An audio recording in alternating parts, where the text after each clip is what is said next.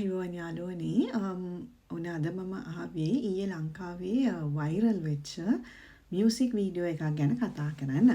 මෙන්න මේක තමයි මේ මියුසික් වීඩියෝ එක.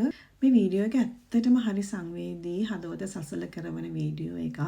මේකේ ලෝන්ච් එකේදී මහේෂ් අයියා කියනවා මේ හදවත කිට්ටුවේම S2 තියෙන මිනිස්සෙක්ට නම් S2 තෙත් කරන්නේ නැතුව මේ වීඩියෝ එක බලන්න බෑ කියලා. ඒ කතාව හරියටම හරි.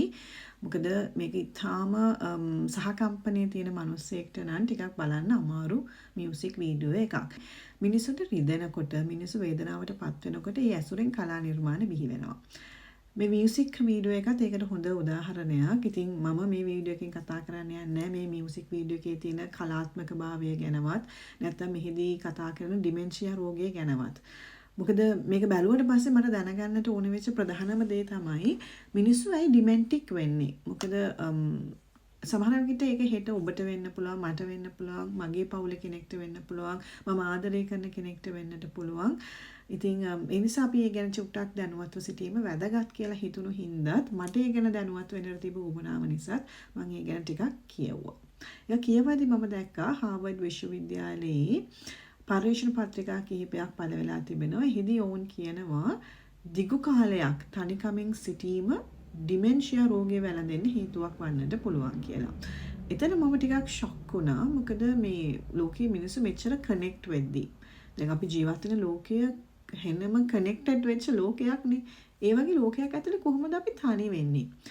මේක අපි හිතනවට වඩා ටිකක් බරපතල කාරණාවක්. තනිකම කියලා කියන්නේ මේ ඇත්තටම අපේ බ්‍රේන් ඩෙවලොප්මන්ට් එකට, බ්‍රේන් එකේ හෙල්ත් එකට දැඩිව බලපාන්න පුළුවන් කාරණාවක්. ඉතින් ඒ නිසා මම බැලුවා කොහොමද ඇත්තට මෙච්චර කනෙක්ට් වෙච්ච ලෝකයක මිනිස්සු තනි වෙන්නේ කියලා. මම මගේ ෆෝන් එක දිහා බැලුවාම උනත් මට පේනවා මට කනෙක්ට් වෙන්න ඕන තරම් ඇප්ස් තියෙනවානේ. මට Netflix තියෙනවා, Facebook තියෙනවා, Instagram තියෙනවා, TikTok තියෙනවා, Telegram තියෙනවා, Skype තියෙනවා, email තියෙනවා, SMS තියෙනවා. ඉතින් මේ හැම එකකින්ම මට මිනිස්සුත් එක්ක කනෙක්ට් වෙන්නට පුළුවන්. මේ හැම ඇප් එකක්ම අපේ ජීවිතය බොහොම පහසු කරනවා. අපිට එක පැත්තකින් ඉගෙන ගන්න උදව් කරනවා, අනිත් පැත්තෙන් අපිට විනෝද වෙන්න උදව් කරනවා. මිනිසුත් එක්ක කනෙක්ට් වෙලා කතා කරන්න උදව් කරනවා. ඉතින් ඒ නිසා අපිට බැලුවට මේ තාක්ෂණයට දොස් කියන්න කිසිම හේතුවක් නැහැ. මොකද මමත් ඒක පාවිච්චි කරනවා. මම ඔයගොල්ලොත් එක්ක මෙහෙම කතා කරන්නේත් මේ වගේ ඇප්ස් තියෙන හින්දා. ඉතින් අද ලෝකේ අපිට දුර නෑ. ඇමරිකාවට, චීනයට, ජපානයට, දකුණු කොරියාවට අපි ඕනම තැනක ඉන්න මිනිස්සෙක් එක්ක ඉතාම ඉක්මනින් කනෙක්ට් වෙන්න පුළුවන්.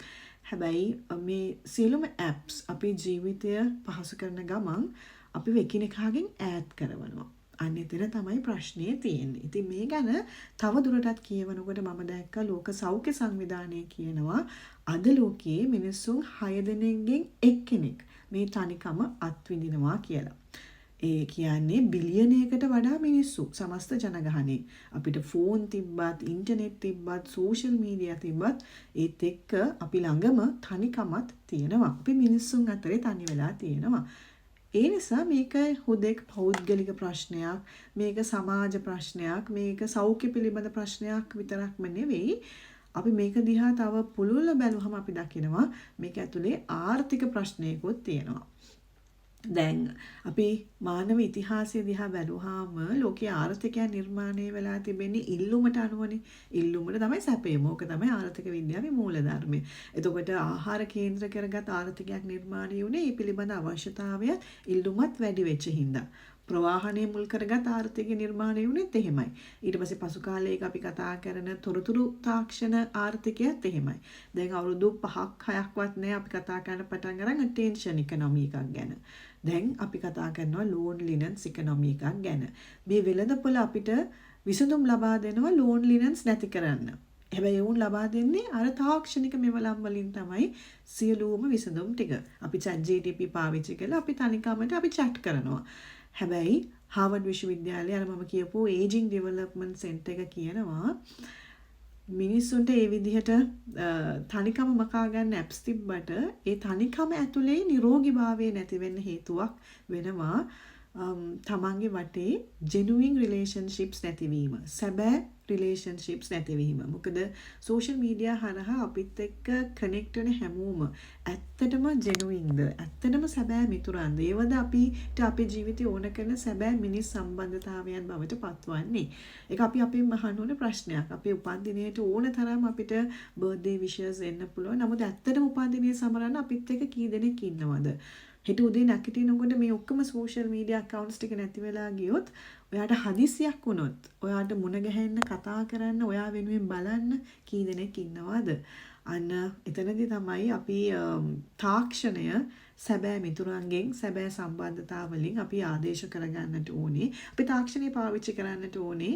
අපි ලෝකෙත් එක්ක සම්බන්ධතාව පවත්වන්න. නමුත් අපේ තනිකමට තියෙන හොඳම මෙවලම මේ තාක්ෂණික මෙවලම් නෙමෙයි කියන කාරණාව තමයි මට ඔයගලන්ට කියන්න ඕන උනේ. මොකද මේ loneliness economy එක ඇතුලේ අපිට වෙළඳපොළ දෙන විසඳුම සැබෑ විසඳුම නොවෙන්නට පුළුවන්.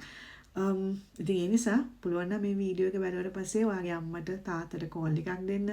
ළඟම යාළුවෙක්ට උග කාලෙකින් කතා කරන්න බැරි වුණා නම් පොඩි කෝල් එකක් දීලා බලන්න. සමහරක් විට මේ කෝල් එක ඒ මනුස්සයාගේ අද මුළු දවසම සාර්ථක කරගන්නට හේතුවක් වෙන්නට පුළුවන්. ඉතින් එහෙනම් මමත් යනවා මේ වීඩියෝ එක ඉවර කරලා අපේ අම්මට කෝල් එකක් දෙන්න.